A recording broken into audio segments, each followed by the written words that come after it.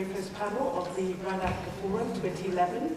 My name is Chimhanzi, and I'm the Deloitte leader for Africa. I run Africa.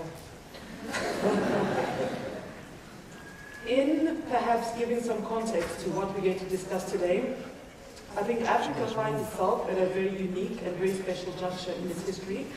For the very first time, Africa actually has options. So everybody wants to come to Africa, and Africa can actually decide who they want to do business with. So the continent has been described as the final economic frontier, and everybody always asks me, it's the final frontier, so what happens after Africa? I'm like, I don't know, maybe the world ends after Africa.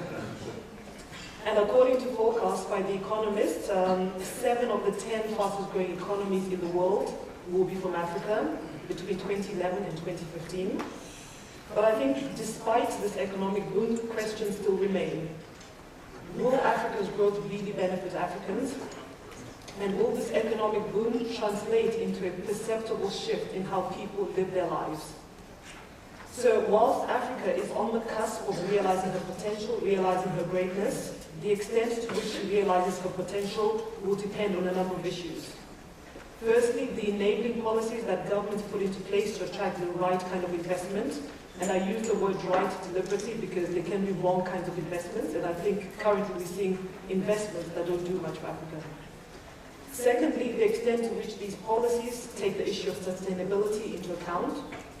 And finally, how the implementation of these policies is governed. With us today to shed light and provide insights into these 3 important and interrelated concepts is a very distinguished panel of decision makers who determine and shape policies in different sectors across the continent. And I know every moderator always says that her panel is fabulous, but my panel is really, really fabulous and distinguished. Starting on my left here is Sylvia Michuli. She's the Director of Communications and Public Affairs for AGRA. AGRA being the Alliance for a Green Revolution in Africa. It is funded by the Bill and Melinda Gates Foundation as well as the Rockefeller Foundation. And their mandate is really to increase food security on the continent, specifically by empowering small-scale farmers. We also have, we've got Shakil Mir. He's the Strategy Executive at the Industrial Development Corporation of South Africa, the IDC. The IDC is a DFI that was established in 1940 and has the mandate to promote economic growth and industrial development, and they've got a very big budget. We've got the Honorable Deputy Minister of Trade and Industry in Ghana, Dr. Joseph Annan. He's got very varied experience. He started off as a dentist and somehow managed to find his way to the UNDP. And then he came back to Ghana to be Deputy Minister of Education and is currently the Deputy Minister of Trade and Industry. Thank you, sir, for joining us. We've got Professor Dinnie. He's the founder and director of the Center for Nation Branding. He's the author of the world's first textbook on nation branding entitled Nation Branding, Concepts, Issues and Practice. His research interests focus on the application of strategic brand management techniques by national governments in the context of trying to attract investment and tourism, and also for public diplomacy. Thank you. We've got at the end Mr. Matola. He's the CEO of Brand South Africa. He's a man with a very tough job of ensuring how we think about South Africa. So the reputation of South Africa rests in his hands. We don't admire you. He was previously with South African Tourism, and before that he was the CEO of KwaZulu-Natal Tourism. Thank you for joining us. And then we've got Professor Richard Mkandawire. He's currently Head of Resource Mobilization, Partnerships and Communications at the NEPAD Planning and Coordinating Agency. Before taking on this position, he was the head of CADUP, which is also under NEPAD, and it's the Comprehensive Africa Agriculture Development Program. He's been globally recognized for his work in the space of food security. Thank you all for joining us today. So just by way of opening up this discussion, perhaps you can each just give us a very brief point of view on your thoughts on the issues we're discussing today. Enabling policy, sustainability, governance. How do these issues help Africa move forward? Could start with you, Sylvie. I just want to say that this issue of sustainability in Africa has been talked about for many, many years. I think one of the critical things we need to understand as we discuss the issue of sustainability is that we need to look at our populations and identify where is the biggest problem. And I think the biggest challenge we face in Africa is in the issue of agriculture. 80% of Africans depend on agriculture, yet the continent invests less than 4% in this sector. And my thesis is that in order to get sustainability, our continent must really strategically think about investing in agriculture. This is a game changer. And what has happened over the years, governments have made commitments, and I know that Professor Mkandawire is going to be talking about the CADAP commitments. But the truth of the matter, just like our Honorable Prime Minister was saying, is that the issue, the facts of the matter is the implementation of programs. There's very, very poor implementation of programs. There's a lot of lip service given to these programs, a lot of great visions out there, great strategy documents, but very little happening on the ground. So my thesis is that if the governments would focus more attention on this very critical area, we would probably be on the pathway towards achieving sustainability. Thank you. Mr. Annan? Yes, thank you. I think if we're looking at the subject matter today, what comes to mind first of all is long-term thinking. I feel that many times in Africa, certainly in Ghana, we are always in a hurry, but it's very late. And where that stems from, I think, is the issue of short-term thinking. You know, the Chinese have a proverb that says, if you want to think a year ahead, grow rice. If you want to think 10 years ahead, plant a tree. If you want to think 100 years and more, train somebody. So I think fundamentally, our sustainability depends on thinking out of the box, on what we do about skills development, training, and indeed the future generations. Now, how do we do that? As has been said already, we've been looking for years at different strategies, different projects, different aid packages, and yet fundamentally we still stand still. We made some progress, but we still generally feel that we haven't got our fair share of the 212, I think, trillion global economy. And that's what we have to aim at, getting a fair share of that pie, as it were. So fundamentally, I think it's about a lot of what we've heard already this morning from Dr. Zambara, but it's about values, changing values, establishing different norms, and indeed looking at our culture. Because systems and structures are always being tinkered with, put in place, but it takes people of vision, people with innovation, people that can motivate others to join them, right across the board, the political divide, the class divide, and fundamentally people who can generate the resources and mobilize the resources. I think that's perhaps the way to move forward. Thank you. Professor Mkandawire? Well, I think as Dr. Mkandawire said, there's definitely a change sweeping across Africa, where we begin to see, an upsurge of growth of our national economies. We see democracy coming home to roost. We see non-state actors actively participating in the development processes. And I think the challenge indeed is how do we sustain this hope that is emerging within Africa. I think clearly what Africa has failed in the past is around defining its own development agenda, defining a homegrown solutions. Development tended to be orchestrated from outside the country. And Africans were many recipients of imposed development. And therefore, I think a collective voice becomes important. This is where indeed, I think the question of values, developing our own values. Look at the Chinese, look at the Indians. They have homegrown development, strategies, not ones which are imposed from outside. I think this is fundamental.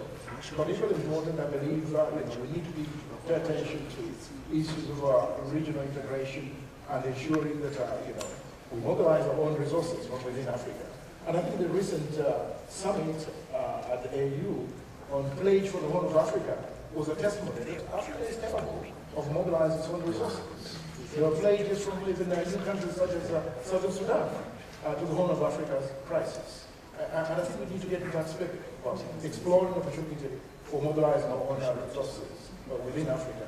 More importantly, I think regional integration is going to be paramount as a driver of growth. But equally important, perhaps, is the question of inclusiveness. I think our public institutions have failed, and I think the future growth of all of non-state actors, including the private sector. And I think there's need for this inclusivity in addressing that project. Thank you, Professor Dinnie. And we did say 2 minutes. Okay, before addressing the specific questions, I'd just like briefly, but very briefly, to pay tribute to the speech made by the Deputy Prime Minister of Zimbabwe, which I'm still stunned. I think it was brilliant and inspiring. I've attended nation-building events like this in other parts of the world. The usual pattern is the senior politician makes an introductory keynote speech, which drafted by someone else and delivers with no feelings at all, and then that individual leaves and doesn't listen to what anyone else has to say or any dialogue at all. So the fact that the minister is still here and keep working.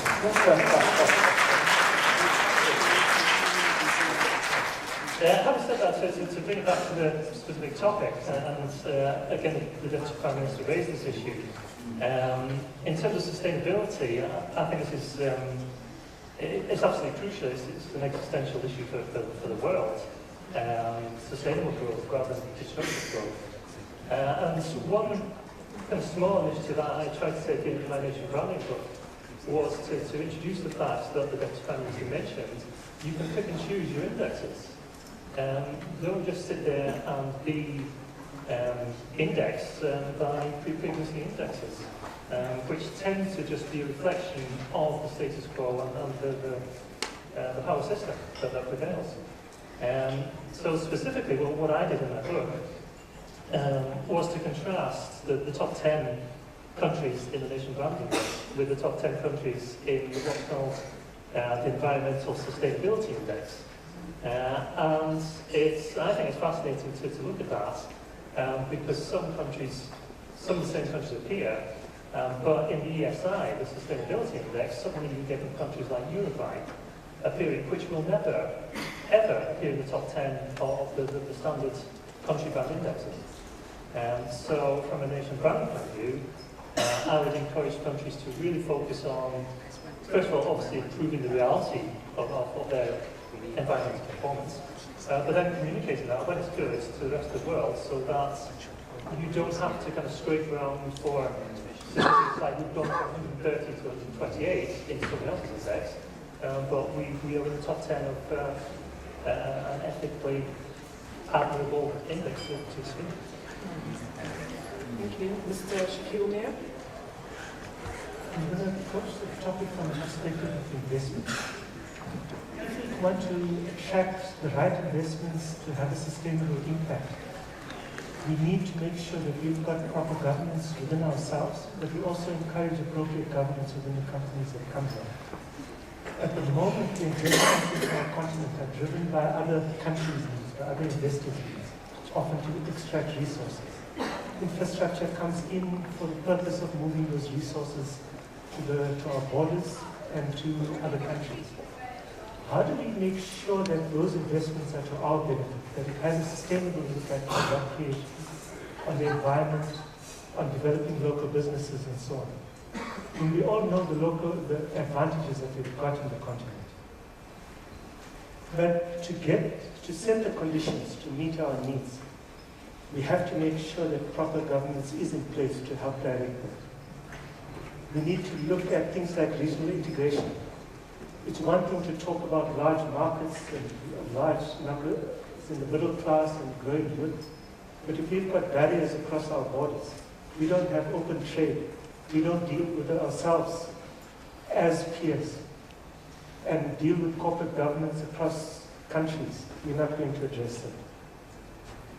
It's not good enough to allow foreign companies to determine our agenda. And we need the foreign direct investment for the expertise, for the money and so on. But we need to leverage it. It's not enough for us to be left with a hole in the ground. We need to make sure that there's local procurement, that there's local beneficiation, skills transfer. And it's not something that's out of our reach. Companies are looking out for their own interests. They are looking at a maximum return for the risk. But their decisions aren't only driven by financial returns and patriotism. It's just that they often don't understand our local risks. By putting in place the right institutions, the right governance structures, we can make sure that those risks are properly understood, that they are properly governed. And DFIs like IDC have a role to play in areas like this. We've got a knowledge of Africa, we know the local conditions, we can more realistically assess the local risks, we can crowd in foreign investors and encourage them to invest in the right areas. But together with that, both as state-owned institutions and as governments, we need to make sure we put the right conditions in place. We are not the victims. We have to set our own agenda. If we're serious about this governance, we need to look at the impact on multiple stakeholders. We look at the understanding between different governments, between businesses and the population.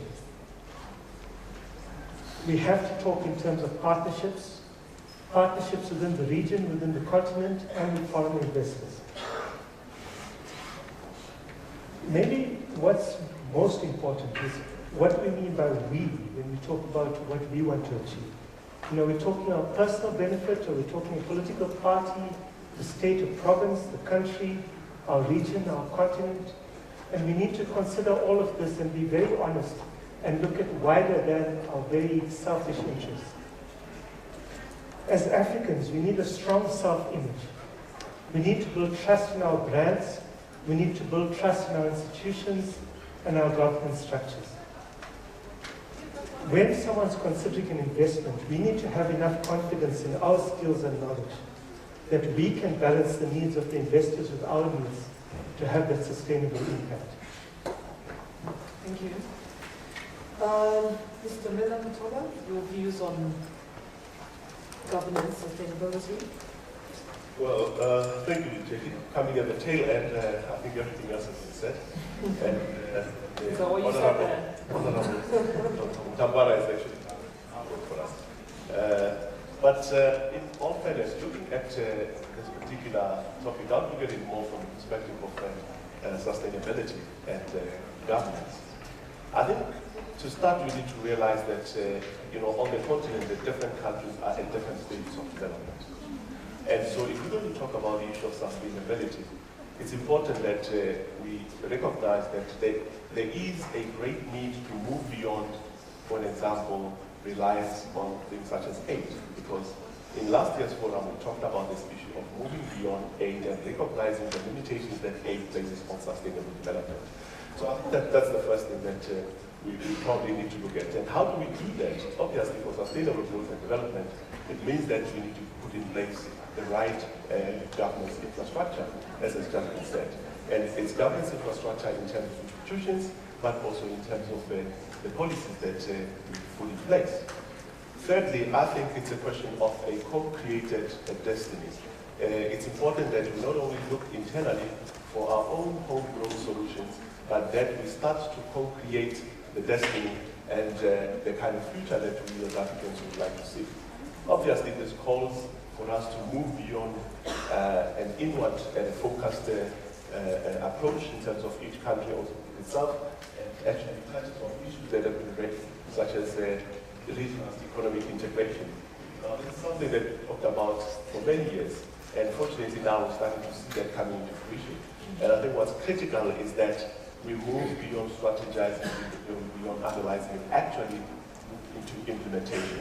And it's encouraging to see that, for example, in the free trade area, African countries are moving in that. So I would say it's the issue of governance infrastructure, it's the issue of thinking outside the limitations of aid and saying, how do we start to develop our own countries? And thirdly, to say, there is a process of co-creation that all countries on the continent need to start focusing on. And regional economic integration for me is one of the kind of low-hanging fruits, although a very challenging process. And that process will contribute to far more than on the continent. Thank you so much for that. My first question goes to Dr. Annan as the Deputy Minister of Trade in Ghana. So Ghana is the big story. You discovered oil, your GDP growth is, depending on which sources, sometimes 11%, sometimes 14%. And I think more recently, the ADB has revised the African growth forecast in light of this anticipated recession that's coming along.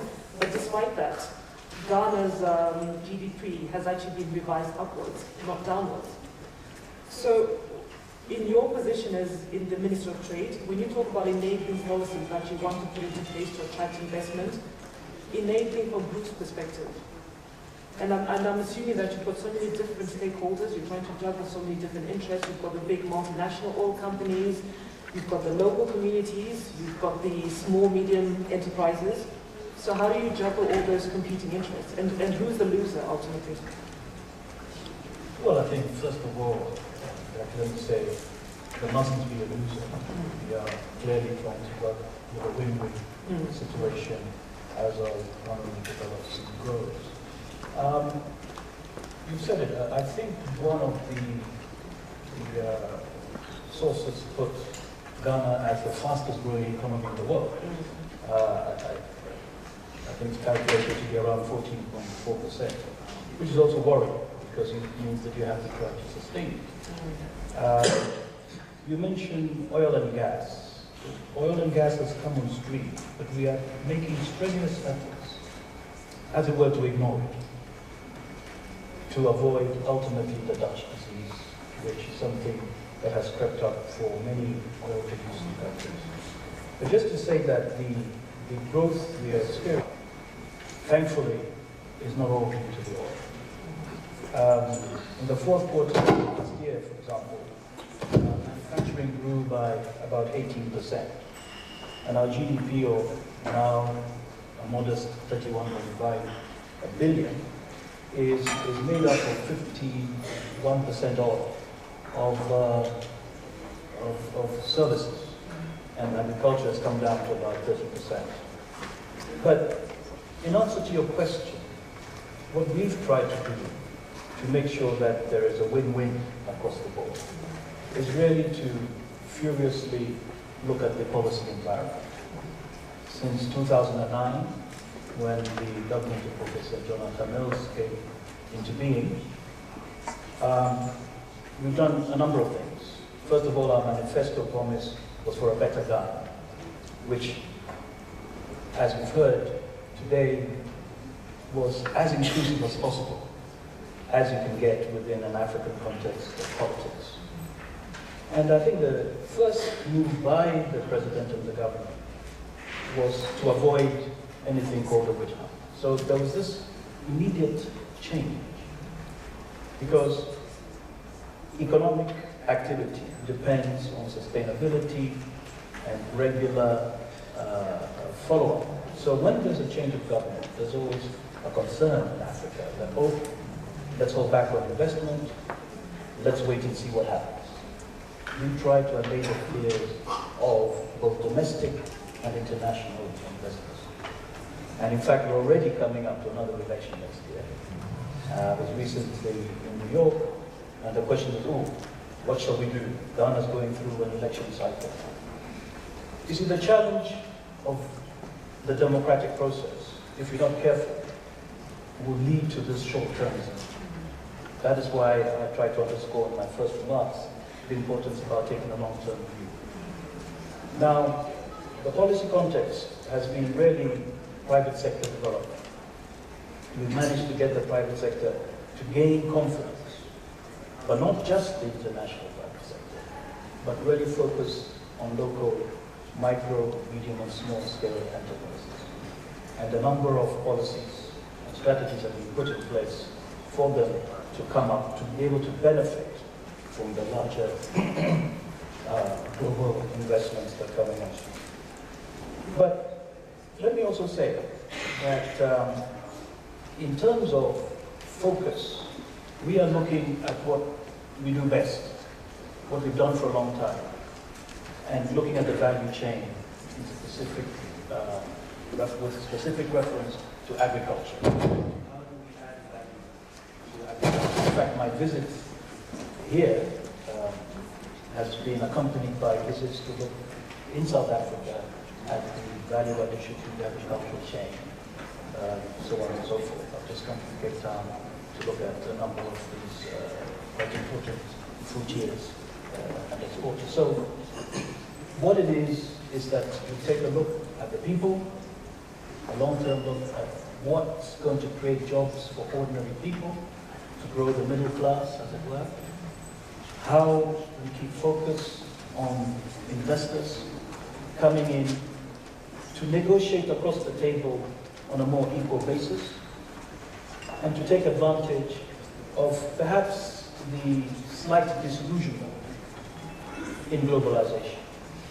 That is what makes it our time to be able to have these benefits percolate to every individual and every small-scale enterprise in the country. Thank you for that. The next question is for Professor Dinnie. You've done extensive work in country branding. You've done a lot of work in the former Eastern Bloc countries, Hungary, Czech Republic, Poland. What are some of the practical learnings that Africa could derive from these? And the reason I ask is because they had quite a murky communist past. They needed to move away from the past, embrace a new future. So how did they go about nation branding, and what can Africa learn? Okay, that part of the world, Central and Eastern Europe, it is a challenging area for countries that are branding themselves. For example, most of my research was done in Togo, at the embassy of various countries there. And on the Czech embassy, I was told by a couple of the staff there, the perception of that part of the world is there's no such thing as Central Europe. In Japanese eyes, there's Western Europe and there's Eastern Europe. Western Europe having the positive perception of being highly developed, wealthy, stable, and so on. And then Eastern Europe having what you refer to as the kind of murky, unappealing, kind of closed society that's historically had. So those countries, particularly Poland, Hungary, Czech Republic, and Slovak Republic, have made efforts to position themselves as Central European rather than Eastern European. But it's very difficult, and they acknowledge that they don't really think they've made much progress in that respect. They have had a joint campaign, which is called, I think it's European Quartet, 4 countries, 1 melody. So 4 countries came together, mainly for tourism, to try and promote a more positive image of the region. But unfortunately that didn't last for very long, and that's not unusual in kind of co-branding campaigns. And this is a big topic, and it's already been raised several times this morning, about getting different African countries to work together. It's difficult everywhere. They're having attempts, but they're big challenges. So I guess the parallel for South Africa would be quite positive if you compare it to, say, the Czech Republic, and actually very positive investment environment. But a kind of region brand effect that is not as positive. So in that respect, the region brand needs to be worked upon.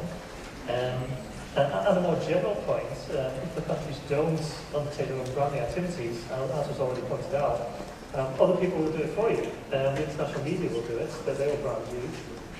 But it's not just the media, it's also, particularly in terms of investments, it's Standard & Poor's, Moody's, Fitch, every time they reduce the rating of a country from A to A minus, that is amplified from global media, and that's very strong, usually next to nation branding.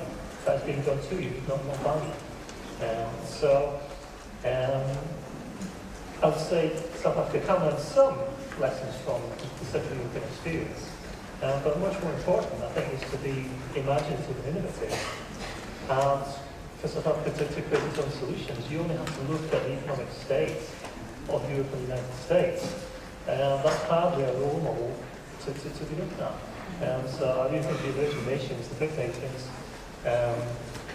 plus also many parts of the Arab world with the jobs this year, I think we're going to see some exciting initiatives from some surprising sources. So not much to learn then. I think for Central Europe, it hasn't so much been active nation building. It has been more the fundamentals. For those Central and East European countries, their labour costs are low, the cost of doing business are low, they've improved the corporate environment, it's easy to do business, and they can offer access to European Union markets. In terms of investment, those countries have not done a huge amount of branding for their investment plans. They've done some, they've done a good professional job, but the emphasis has been more on the states of the good solid fundamentals. While we're still on the topic of nation branding, Mr. Matola, nation branding has got two main aspects: to increase tourism flows and to increase investment into the country. In light of Ghana boasting 14% GDP growth, how does South Africa frame its investment case, its investment proposition going forward? Well, the aim of nation branding for us obviously has ultimately a socio-economic development outcome. The two that you mentioned, investment and tourism, are just amongst some of them, but it's also about creating markets for our it's also attracting skills and the country then to live in. And with respect to your question, how do we frame our investment case or our proposition? Yes, the reality is that those countries you've mentioned are coming off a very low base in terms of the growth that you see. But we are able to frame our proposition around the very issues that I talked about earlier, the governance infrastructure, in terms of, for example, South Africa's performance, in terms of some of the key areas or categories of the competitiveness index that are important for investors, whether it's in terms of accounting standards, where we are amongst the first, whether it's in terms of protection of property rights, or whether it's in terms of things like the accountability of our private institutions, where we sit at about number 3 globally, the issue of our financial market, we sit at about number 4. So we are still able to make a very compelling investment case, because you do know that the returns might at this stage not be as high, but you are guaranteed obviously that the information, whether it's financial information that you get, is very sound. Our securities exchange is, for example, considered the first, number 1 in the world. And so there are very solid pointers that we can highlight as putting South Africa forward as an investment nation. Lastly, it's also our strategic positioning as an almost a services hub into the rest of the continent. As a result of exactly what I said, the issue of our sophistication of our financial markets and other institutions. But it's also the policies that we are putting in place as part of our governance structure. Whether you're looking at policies in terms of, the new growth, which is very clear about where the opportunities lie and the kinds of sectors that we would give support to as a country. Lastly, I would like to mention also our industrial policy action plan, the second right, which is very clear about industrialization, giving support to in decline as a way of ensuring that we can ultimately also, but create opportunities for investors to come. So from the perspective of governance infrastructure, putting those in place and our performance in terms of the key competitiveness indexes that are relevant for investors, we have a case to make. While we're still on South Africa, I'd like to come to the IDC. So the IDC is a multi-billion rand institution. You fund projects in South Africa and in parts of the continent. So at a time when other investors were reducing their exposure, the IDC continued to invest. How do you leverage the power you have? Because you've got a lot of power. So when you lend, do you also stipulate changes in those organizations' structures, governance? How do you leverage the money you have to ensure better governance on the continent? And how is it received? Do people like loans with no strings attached? And how does that work? Maybe to start with your comment about the continuity to invest and in some cases growing investment. I mean, that was a very deliberate strategy. When the West was facing its liquidity crisis, there were pressures on investment, and we very consciously took a counter-cyclical role to make sure that funds continue growing. When we invest, we want to see a long-term sustainable investment. We want to get a financial return for ourselves, but we also want to make a development impact, create the jobs, have a positive impact on the local communities and so on. For that sustained impact, there need to be proper structures in place, proper governance. So we would, in fact, put requirements in place. And that could cut across things like making sure that the funds that are generated through profits, a certain proportion are retained in the business and are invested, which are in interest of the company and the country concerned.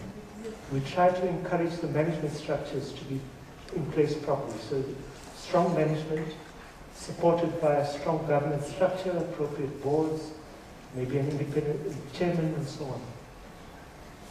We look at things like environmental behavior of the company.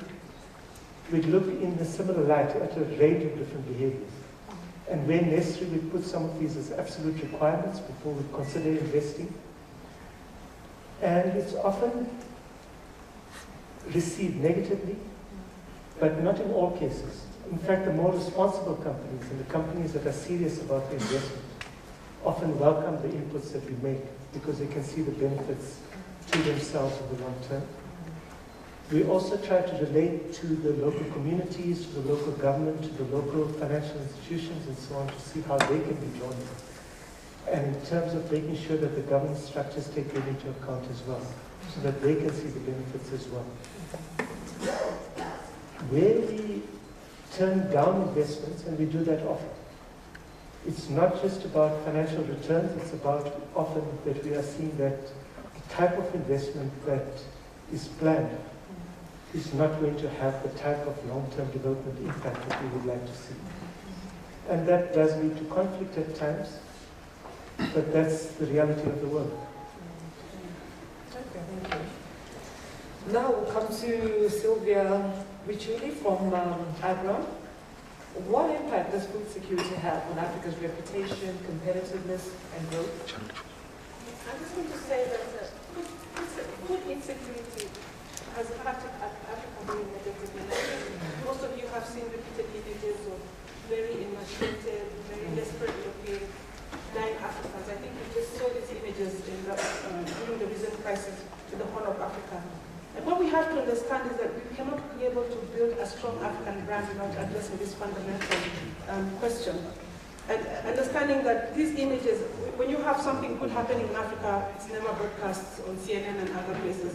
When you have something like what's happening in the Horn of Africa, these images are everywhere. If you go to Greenland, anywhere, the people have heard about this crisis. So we need to understand that this is very critical to the agenda that we have here today. And to be able to do this, we have to first, going back to what Dr. Mkandawire said, to believe that we can make a difference and we can do something. As Africans, we have to believe that we have the capacity, the capability, the skills, the resources to be able to change this mindset. But beyond this is at a personal level to address some of the challenges we have in terms of our own perceptions that affect this brand. And the perceptions are 5 in number. The first is that we generally believe as Africans that agriculture is not a viable business. If you go to the villages, people are all trying to get back into the cities. Young people are not interested in agriculture because they don't believe it's a viable place to have a career. The second is that, generally speaking, agriculture is not considered a career. And if you go out and talk to people in school, they all want to get jobs in banks, in private sector, very prestigious kind of careers. And we have to address this fundamental issue because if our young people are not getting into agriculture as a career, where is the sustainability going to be? The other issue is that people believe that agriculture equals poverty. And generally speaking, the attitude is very, very poor. And this affects in return how the whole brand of Africa is seen. And then 2 more issues, that agriculture is very high cost and very high risk. Now, what we are saying as AGRA is that until the day when agriculture is seen as a viable business, and that is why we need a greater participation by private sector in this space, until people start to realize that we have to take care of our land and ensure that all Africans do not go to bed hungry, that people have food to eat, we cannot even begin to discuss having a strong development agenda. So this is very, very critical. Our brand as Africa is largely dependent on how we deal with this issue of food insecurity. Thank you. Okay, so given that food security is important, it's a life and death issue in fact, what in your view should governments, African governments, be doing to promote the agricultural sector? And the reason I ask this is because there are so many barriers. So what should they be doing from a policy response? And the barriers include, for example, lack of security of tenure. So you're speaking with land rights, which is a big issue. It's an emotive issue as well in a lot of African countries. Small access, lack of access to capital. Small farmers, lack of access to markets, and also how do you capacitate small-scale farmers to become large-scale commercial farmers? So how do governments address these barriers? Actually, from the point of view of AGRA, the best way to address the whole challenges facing governments and even individuals involved in agriculture is taking a value chain approach. So you look at all the factors that actually are game changers in this whole process. So you look at the whole issue of the input sector. What are the inputs that the farmers need to be able to ramp up their productivity, and look at what are the innovative ways these inputs can get to smallholder farmers. It's interesting to note that across the continent, millions of farmers don't even have access to good seed. Millions of farmers do not have access to fertilizer, even if it's organic fertilizer you're talking about. Millions of farmers do not have access. So you have to look at how you provide access across the input chain. The second area you have to look at is the whole issue of markets. How do you ensure that whatever grows gets to a market? It is very, very heartbreaking, like what is happening right now in Zambia, where there's been a huge bumper harvest, and in Malawi as well. And farmers their maize is rotting in their sheds. So the whole issue about how you get access to markets, and the way to do this is one, to look at the infrastructure that is involved with getting the farmers to the market, and also looking at the whole issue of market information supply to these farmers. In many cases, farmers don't have information about where they can sell, how they can sell, and who are the potential buyers. And then finally, you have to look at the whole issue of the policy arena. And in the policy arena, there are quite a number of things that are negatively impacting the food security arena in Africa. The first is around the policies with respect to the inputs. There are very retrogressive policies that are present right now with respect to the seed environment, the whole issue of access to what you call foundation seed, which is the seed that is used by private sector companies to multiply and grow seed. The second issue is very retrogressive issues around fertilizer. Many governments have got policies that actually do not make it possible for people to get access to fertilizer. And the whole trade environment, very, very retrogressive trade policies that make it difficult for one country to trade with another. I'll give you an example. In Tanzania right now, there's a bumper harvest in southern Tanzania, which is on the border to Kenya. Right across the border in Kenya, people are dying of hunger. But because the government has instituted an export ban, it's impossible for the farmers in southern Tanzania to reap from the benefit that could easily come from just exporting across the border. So there's a lot that needs to be done on issues of land tenure, which really impacts women negatively. Millions of smallholder farmers in Africa are women, and they do not have the right to the land that they farm. And this has a very, very negative impact. So there's a lot to be done to unlock the potential of this sector. Thank you. So it's interesting that we're talking about agriculture, but it touches on so many things. Gender rights, land rights. Yeah, it's quite complex. Coming to Professor Mkandawire, in your previous capacity, you head up Qhena, which is the Comprehensive African Agricultural Development Program. I'm wondering, what would you like to see coming out of COP17? And the reason I ask this is because climate change is a huge threat. And agriculture is one of those that is directly impacted. So what resolutions, from a policy perspective, would you like to see emerge from Durban this year? Well, I think first and foremost, I think we need to recognize that this is an African COP. Yes. And it's an African law to actually ignore agriculture. I think it would be absolutely fundamental that Africans there, render a voice to,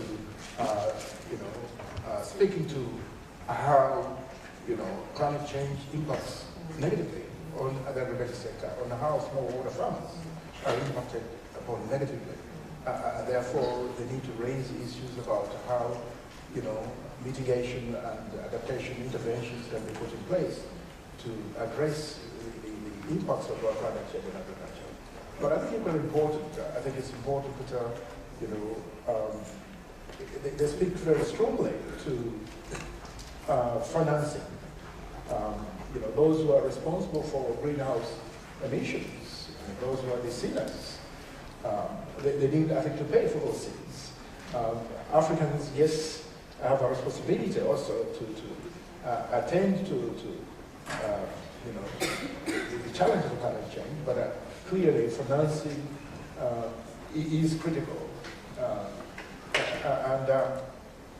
Obviously one would hope that these issues can be put on the table. But it almost seems to me that the response to climate change, there are almost two sets of responsibilities. So there's the one which is sort of run by the UN FCC under the Convention of the Parties, COP17. And at that level, we're talking about big issues. We're talking about dirty energy, clean energy. How does Africa fund clean energy? What is the energy mix in different countries? And that's quite a complex debate, but also talks about big numbers. But there's also a policy response that needs to come from African governments themselves. Planting more trees. Like you go into rural Africa now, it's very sad. People are cutting down trees every day for firewood. Nobody's replacing those trees. You see riverbeds completely dry. People literally walk across what used to be rivers. And it's very apt to have this discussion this week, being the week that Professor Ngongi has passed on. It's very sad.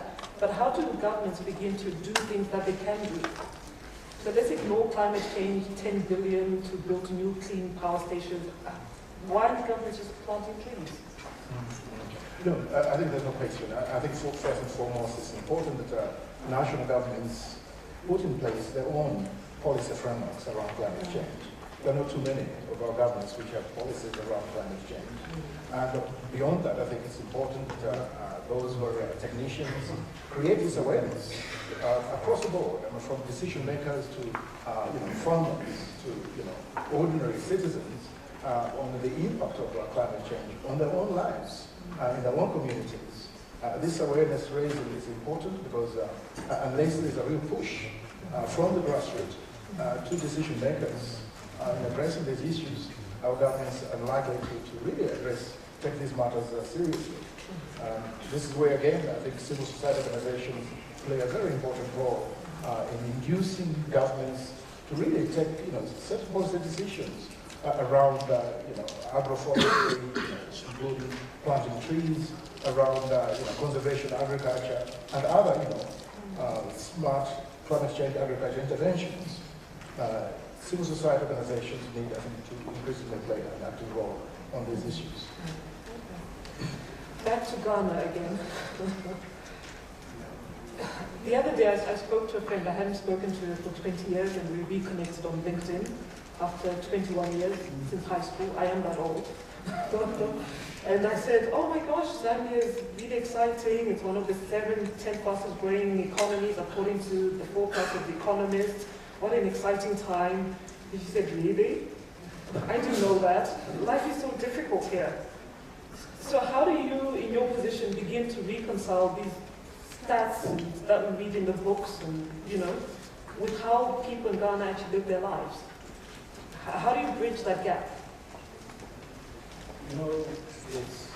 It's a lag. I think once you start putting your macroeconomic policy frameworks in place, once you go down to getting the right investments in the focused sectors, once you get the skill mix together, then you'll start to, as we put it in Ghana, to feel things in your pocket. So if I come to Ghana in 30 years' time, people will be feeling things in their pockets. We are certainly not going to I'll give you 30 take years for a the 30-year agenda. But let me say this. Last night we were talking, and I just remembered that the government invests close to 35% of its annual budget in education. That's a huge investment. with the view of producing people with skills, particularly in science and technology. But at the moment, we are challenged because many of those investments are not paying off because the population has grown to a certain extent, because we have different attitudes and behaviors of those who are responsible for implementing. So the surprise your friend expressed is not surprising to us. However, there are some clear indications. In the social sector, for example, there's been considerable investment in schools and health. What we're having a challenge with that will give a lag effect is the economic infrastructure. Because with this kind of growth, it's important to open the way, to have the roads, the ports, the airports, the railways, etc. So as you may be aware, Ghana has been shopping around with international investors, and we have the President agreed a 13 billion package, of which we've had the first tranche approved for 3 billion, with the Exim Bank of China, with the China Development Bank, to provide that very infrastructure. So we're talking about transforming the economy. And it's like building a house. You can't occupy the house until you've actually built it. And what we're seeing is that the battle to transform the way the economy is structured in Ghana is about reducing the gap between the rich and the poor. We have to be very mindful of the fact that there's certain types of investment will only concentrate on consumption. And we are seeing this. For example, we noticed that, as you know, the crisis, the global crisis in Europe, in my view, is largely led by consumption. Financed through a long period of easy access to finance and loans, where now you've got this group, which I think I commonly describe as gigs. That's Portugal, Ireland, Italy, I think Greece and Spain, who have found themselves in this critical position because of consumption. In the pits. And that's a result of quickly feeling it in your pocket. Yeah. And so we are being quite cautious, as it were, to titrate the availability of cheap funds on the market to avoid that rush to consumption. Consumption means more imports, less manufacturing, and so on. So I think South Africa, as part of the BRICS, and you can see that if you look at the patterns of consumption versus investment in countries like China and so on, it's quite different to what we're seeing in South Africa. And that may be the challenge. So it's all about really investment, deep investment, versus immediate consumption. And I think that is where we are trying to go in Ghana, to be able to make it possible for a longer-term approach, a longer-term understanding, so that gradually people will feel it in their pockets, across the board, right down to our grandmothers in the village. These big international fora to drive Africa's agenda. What are your thoughts on that? Well, it's about more than just the positioning. I think really the reputation of the country also, as mentioned earlier, about the things that as part of the globe, or part of the global village.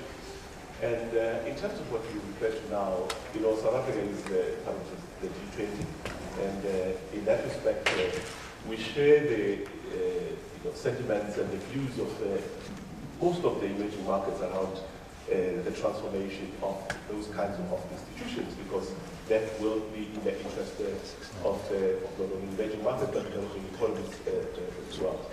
So yes, indeed, we do raise issues in terms of the African interest, the African agenda, robustly, without necessarily wanting to come across as a big brother or speaking on behalf of all emerging economies or even Africa. Yes, indeed it is, but you have to demonstrate leadership if you are being placed in that position of being within those multinational institutions. And therefore, the reason we find ourselves in, for example, the BRIC countries is because we share the same issues around the transformation of those multinational institutions. We share the same values in terms of a multilateral world or a plurality of perspectives, or what they call the multipolarity that exists in the world. So we share a lot of those things, and it's for that reason that we sit within that. So within the BRIC nation itself, to the point that was made earlier, we see the S in the BRICS as standing largely for not only South Africa but also SADC, and beyond that for the rest of the continent. And in that context, we do obviously raise issues that are of relevance to the continent, the Southern African Development Community. We raise issues in that context because we do understand that from a market size point of view, 50 million or so, we might not come across as a huge percentage in that space, but the point is that we are part of the BRICS, and therefore if we see ourselves as part of the SADC, we are bringing in a market of already 200 million. If we look at the free trade area that we just signed, we move beyond 200 trillion to beyond half a billion or so. And if you look at the continent, we are talking about a consumer size of about a billion consumers, and that starts to look attractive, as we said earlier. And that is the position we take into, for example, the BRICS, which necessarily means that we speak or we bring in the agenda of the other African countries. We bring in the agenda of other emerging markets. And I think the important thing is how do we collectively, and that's the point I raised earlier, about how do we co-create our destiny in our region. The question is how do we take advantage of that positioning, which gives us the kind of access that we have to those markets.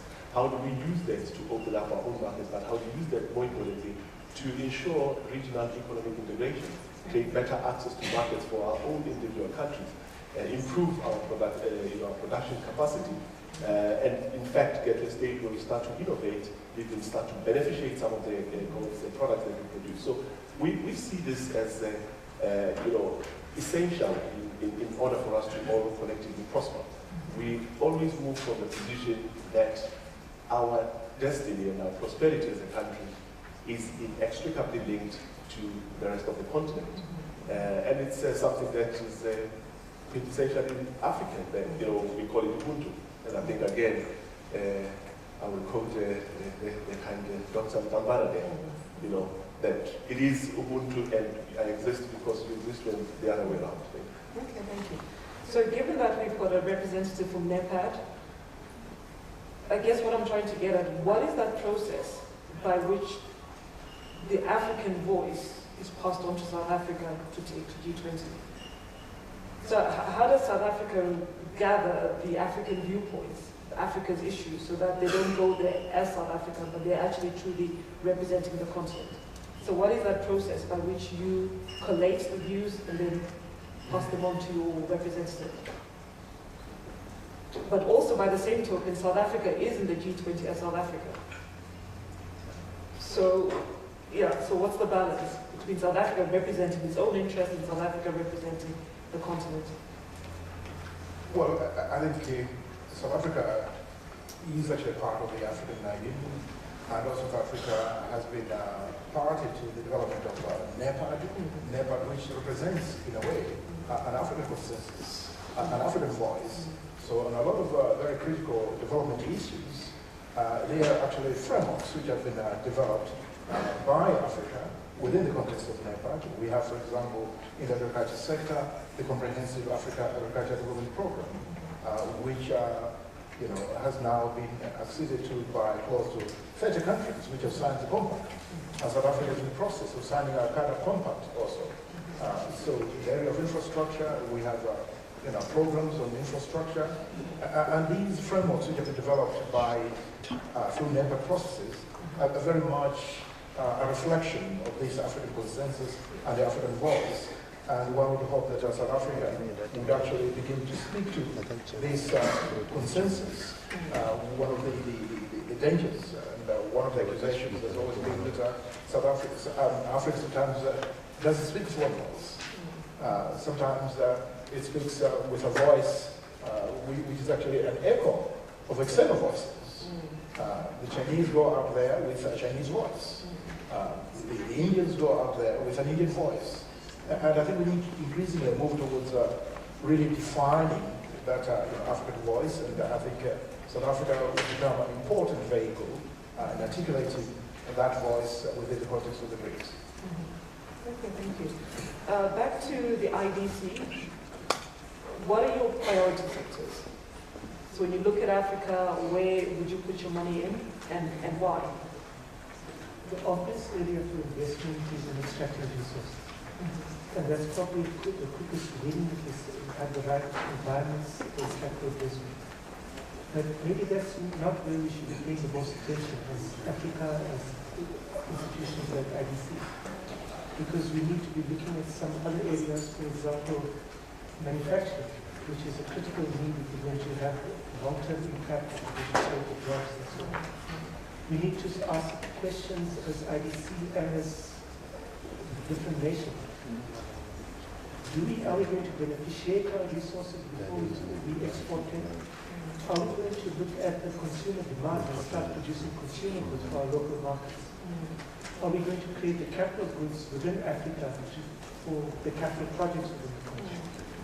And I think that area is critical to develop those types of linkages across African countries to make sure that we are not, for the sake of argument, being advised by someone in Paris to buy capital goods from Germany to export to China and to import from Russia or the United States. We need to create those linkages locally. The other area which has been touched upon was agriculture. African land is relatively unproductive, which creates major opportunities not just for local consumption and food security, but for creating a base for exports of value-added food products around the world. And other countries around the world are starting to realize the potential that we ourselves are not exploiting. The other area where we can exploit our natural resources is tourism. We've got a lot of it. The world doesn't know it, how to access it. We need to be able to market that better and get better value to that as well. In 30 seconds, can you tell me why is beneficiation so difficult? Because there is money. You know, like I don't get it. Why can't we just be building more factories and producing and creating jobs? We've been talking about it forever. Why isn't it happening? Because we don't drive our own agenda. Who's we as Africans? Every country around the world, every continent is looking after its own interests. They want to create the jobs at home. It's the easiest to come into Africa, take out the resources, take it back home, and create the jobs over there, add a real value in those countries. But having said that, we have what the world wants. Why are we not determining the investment case, the investment conditions? It's partly our faith in ourselves, our capabilities to do that, and we do have the capabilities to do a lot more than we are doing. And we tend to then rely on foreign expertise to make some of those decisions. It's also, we want to attract that investment, but we're scared of frightening people away by certain conditions. But they won't go anywhere because all the stuff is here. Exactly. So all the platinum is here, so there's nowhere else to go. Exactly. We need to leverage that. We need to leverage that and set the conditions in which we want to have that investment. As I said earlier, we're not victims. We need to be masters of our destiny. And for once, we're actually in charge. Sorry? For once, Africa is actually in charge. Yeah. But we perhaps are not quite realizing it yet. We're not realizing it and we're not leading it. No, we're not. Yes, I can just nothing and say that while this is a big issue, there are very good case studies across Africa to show that Africa is getting into the driving seat. And a good example I can share is in Nigeria, where the Central Bank of Nigeria recognized that investments in agriculture in that country were very, very low. The banks were lending a maximum of 3% of their bank books. And what the Central Bank of Nigeria has done is gone back to its resources and said they have money sitting in the central bank which is not utilized to leverage anything, any money in the industry. So what they've done is that they're putting down $500 million of their own money, which is going to leverage lending to the agriculture sector of up to $3 billion. And what that shows us is there are solutions to our problems within this continent. While we may be looking to outsiders, we're actually holding the diamonds in our hands, we're holding the platinum in our hands, we're holding millions of dollars that we can actually utilize in our own economies to sort ourselves out. So I think the biggest issue for me has to do with our mindset. If we can change our mindset and start to believe in ourselves and to start to recognize that this continent is so blessed, we have everything it takes to make change happen. And I think if we can get to that point, then a lot of changes will happen. Thank you. And we'll probably give the last word to Professor Dinnie. Africa going forward, how would you like to see it positioned? Maybe 3 key words.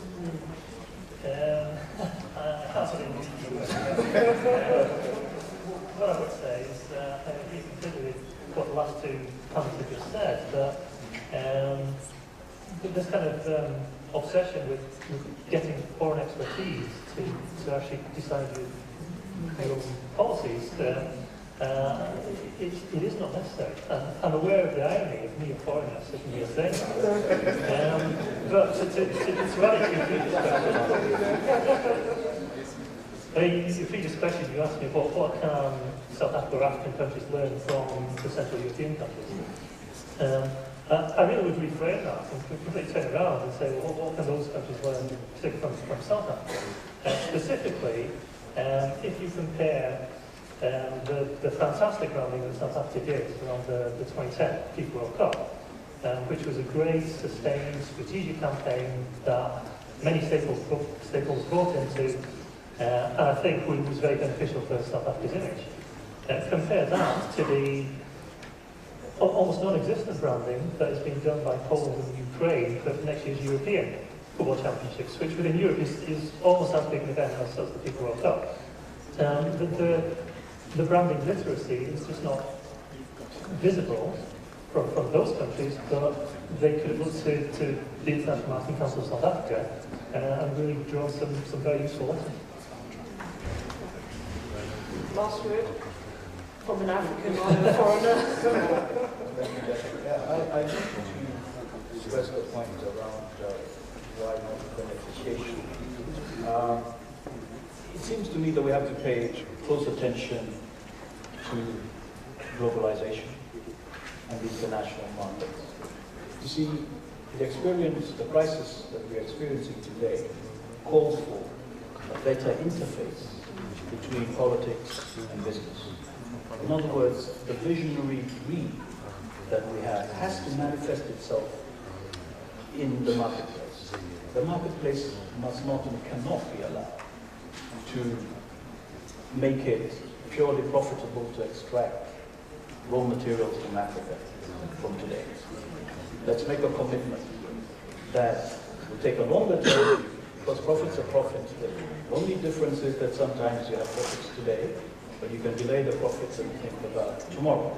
And I think that is really the fundamental direction in which we need to go. So the politicians, and we, I'm very mindful of being a politician here, have to find a way of interacting more forcefully, I would say, with more power with the international business community and the market to be able to mitigate some of those market failures that themselves are a spectrum.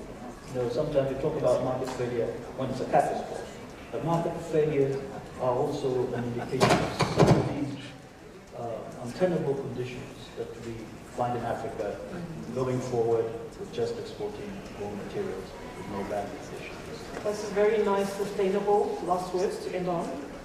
So the message is, as Africans, we need to think more long-term and not sign bad deals for short-term gain. Think very long-term. And beneficiation is perhaps not that difficult, but we just need to change mindset. Okay, thank you very much to my distinguished panel, and thank you for your attention.